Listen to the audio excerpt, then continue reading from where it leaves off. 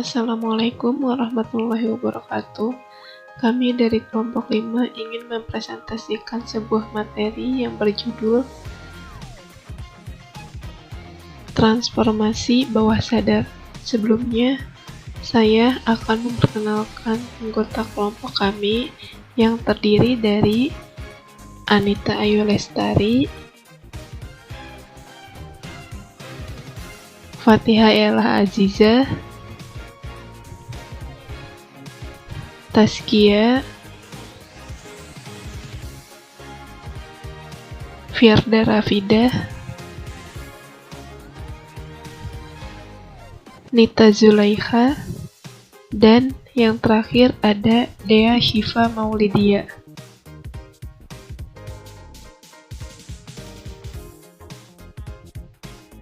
Apa itu alam bawah sadar? Mari kita simak bersama. Ketidaksadaran ini berupa sikap-sikap, perasaan-perasaan, dan pikiran-pikiran yang ditekan, serta tidak dapat dikontrol oleh kemauan, hanya dengan susah payah ditarik ke alam sadar. Tidak terikat oleh hukum-hukum logika, dan tidak dibatasi oleh waktu dan tempat. Isi dari ketidaksadaran ini mengontrol pikiran dan perbuatan sadar individu. Ketidaksadaran memotivasi sebagian besar kata-kata, perasaan, dan tindakan manusia. Meskipun kita menyadari tingkah laku kita, tetapi kita sering tidak menyadari proses mental yang berada di balik tingkah alam bawah sadar. Pikiran bawah sadar atau ketidaksadaran terdiri dari proses dalam pikiran yang terjadi secara mendadak dan tak ada dalam wawas diri dan meliputi proses, ingatan, peminatan, dan motivasi pikiran. Kajian mengenai alam bawah sadar berasal dari psikoanalisis. Sigmund Freud menggali tentang alam bawah sadar dan dikaitkan dengan kerangka teori psikoanalisis. Buku The Interpretation of Dreams yang diterbitkan pada tahun 1900 yang ditulis oleh Sigmund Freud membahas tentang pikiran alam bawah sadar yang muncul dalam mimpi. Untuk mengembangkan teorinya tentang alam bawah sadar, Sigmund Freud menjabarkan 3 istilah, yaitu ID, ego, dan superego. ID. Istilah ini lebih dulu dipakai oleh Friedrich Nietzsche sebagai prinsip dan naluri manusia untuk memperoleh kesenangan dan menghindari hal-hal yang tidak menyenangkan. Superego merupakan naluri manusia untuk membedakan mana yang salah dan mana yang benar, seperti nasihat orang tua yang tertanam dalam lubuk hati manusia. Pada level terendah, ada pertentangan antara ID dengan superego, yang mana ID mengontrol manusia untuk mendapatkan kesenangan. Sementara itu, superego membisikkan hati manusia bahwa hal tersebut tidak boleh dilakukan karena salah. Kemudian yang terakhir, ego. Diidentifikasikan sebagai kesadaran diri dan dapat berfungsi sebagai penengah antara ID dan superego. Selanjutnya teman-teman, Sigmund Freud adalah pendiri aliran psikoanalisis. Psikoanalisis adalah suatu metode psikologis yang digunakan untuk memperlihatkan peran dari dorongan-dorongan tak sadar atau bawah sadar dan konflik-konflik batin manusia dalam menyebabkan bermacam-macam gangguan kepribadian. Freud mengatakan bahwa meskipun alam bawah sadar adalah bagian yang luput dari penglihatan dan keberadaannya seringkali tidak disadari, justru ia merupakan gudang konflik-konflik terpendam yang akan mempengaruhi perilaku individu. Sharon menginterpretasikan Freud 2005. Menurut Freud, di dalam alam bawah sadar inilah terdapat kekuatan-kekuatan dasar yang mendorong pribadi. Inilah yang disebut dengan motivasi. Alam bawah sadar ini berupa sikap-sikap, perasaan-perasaan, dan pikiran-pikiran yang ditekan, serta tidak dapat dikontrol oleh kemauan. Hanya dengan susah payah ditarik ke alam sadar, tidak terikat oleh hukum-hukum logika, dan tidak dibatasi oleh waktu dan tempat. Freud mengemukakan bahwa adanya alam bawah sadar itu hanya dapat dibuktikan secara tidak langsung. Bagi Freud, alam bawah sadar merupakan penjelasan untuk makna mimpi-mimpi, 14 keselio lidah, salah ucap, simptom-simptom neurotik, dan sifat-sifat tertentu dari sifat pelupa yang dinamakan dengan represi-represi. Mekanisme alam bawah sadar.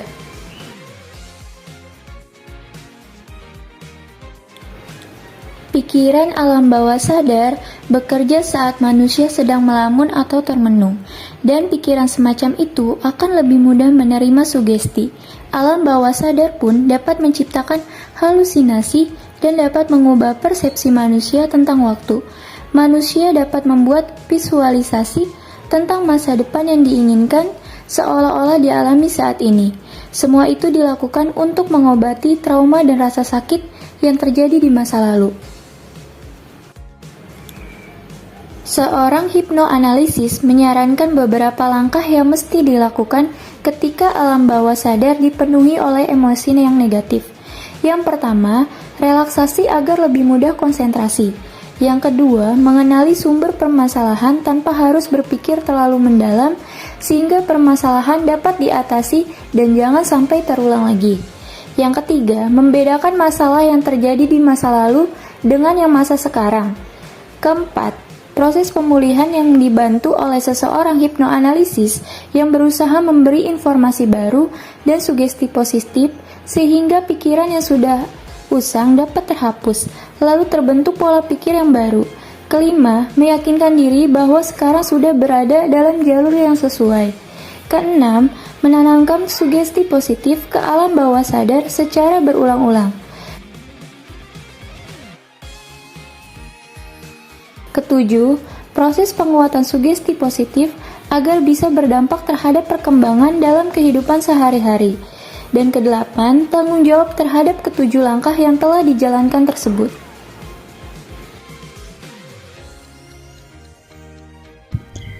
Melalui pengalamannya merawat pasien-pasien neurotik, Freud menyimpulkan bahwa ada 3 macam kegiatan mental. Yang pertama, kesadaran atau alam sadar. Yang kedua, ada keprasadaran atau alam prasadar.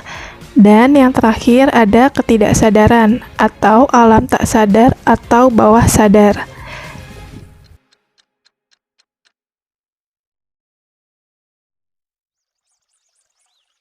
Yang pertama ada kesadaran.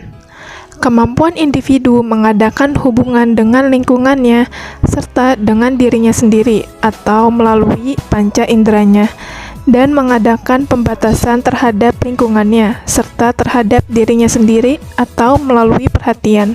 Yang kedua ada tingkat prasadar. Tingkat prasadar berisi semua elemen yang tak sadar tetapi dapat dengan mudah disadari. Freud 1933 atau 1964. 12 isi keprasadaran itu berasal dari 2 sumber, yakni persepsi sadar dan ketidaksadaran. Yang terakhir ada ketidaksadaran. Menurut Freud, di dalam ketidaksadaran inilah terdapat kekuatan-kekuatan dasar yang mendorong pribadi. Inilah yang disebut dengan motivasi. Freud mengemukakan bahwa adanya ketidaksadaran itu hanya dapat dibuktikan secara tidak langsung.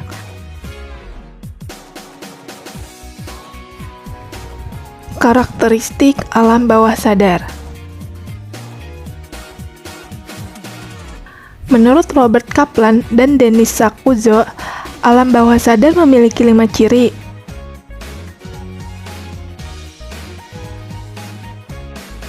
Yaitu, yang pertama ada berhubungan erat dengan dorongan insting, yaitu dorongan seksual dan dorongan mempertahankan diri.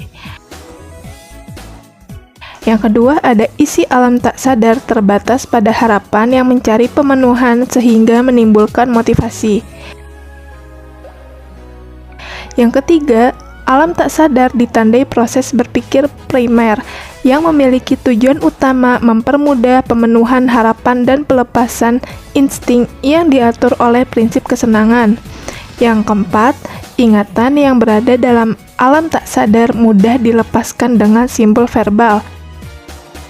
Dan yang terakhir, yang kelima, isi yang ada dalam alam tak sadar untuk dapat disadari harus melalui alam prasadar dengan mengalahkan sensor penghambat. Tahapan transformasi bawah sadar.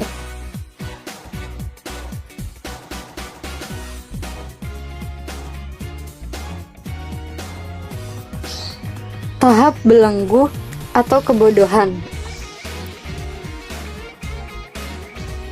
Tahapan ini kita merasa serba tahu, kita merasa hebat, kita tak menyadari ketidaktahuan kita.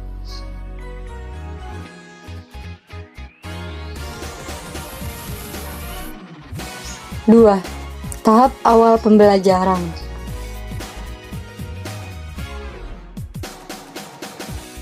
Pada saat ini, kita sudah mengetahui bahwa banyak hal yang kita tidak tahu dan mulai mencari informasi dan mencoba terjun dalam proses belajar. Ketiga, tahap pengisian kecerdasan. Pada saat ini, kita telah menyadari bahwa kita telah mengetahui pembelajaran tersebut. Kita mampu memanfaatkan secara sadar pengetahuan kita. Terakhir, tahap transformasi bawah sadar.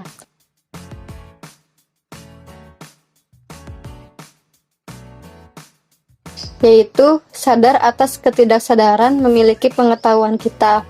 Kita tidak lagi menghabiskan banyak energi dan perhatian dalam mengolah data-data yang terekam.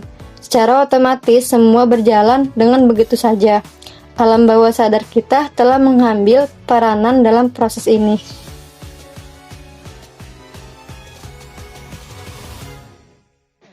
Simpulan.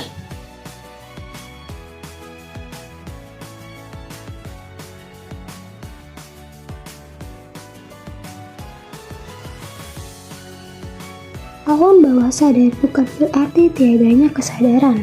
Sebaliknya, justru disitulah kesadaran level tinggi atau high consciousness berada. Hanya saja, kenapa disebut alam pikiran bawah sadar? Karena yang menilai adalah pikiran sadar kita yang belum memahami kesadaran pikiran bawah sadar kita sendiri.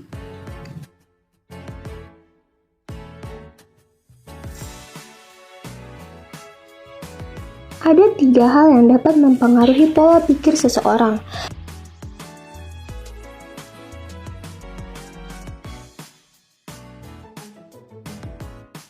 Yang pertama, input informasi. Karena alam bawah sadar kita menguasai 2-3 juta bintik informasi, maka hendaknya kita dapat memilah-milah informasi yang kita dapat.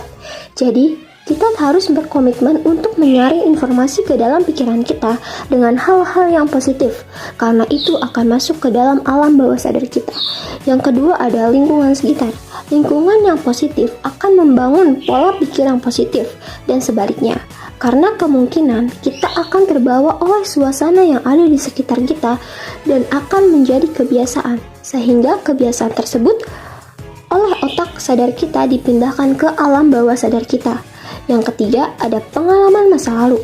Mengutip kata-kata Mario Teguh, masa lalu tidak akan berpengaruh pada masa depan Anda. Yang mempengaruhi masa depan Anda adalah masa sekarang. Karena jika kita melihat masa lalu, maka kita tidak mendapat apa-apa, hanya penyesalan atau trauma. Seperti saat kita masih kecil, ketika kita mulai belajar jalan, pasti akan sering terjatuh. Bagaimana penjelasan dari saya dan teman-teman saya mengenai materi yang sudah dijelaskan? Apakah sudah dipahami? Jika belum, kalian punya 2 pilihan untuk bisa memahaminya. Yang pertama, rewatch video ini, atau kalian bisa bertanya kepada kelompok kami.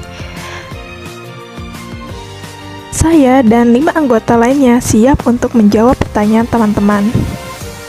Kalau begitu, kami akhiri presentasi dari kelompok ini. Maaf apabila ada kesalahan dalam pemaparan materi. Saya akhiri. Wassalamualaikum warahmatullahi wabarakatuh.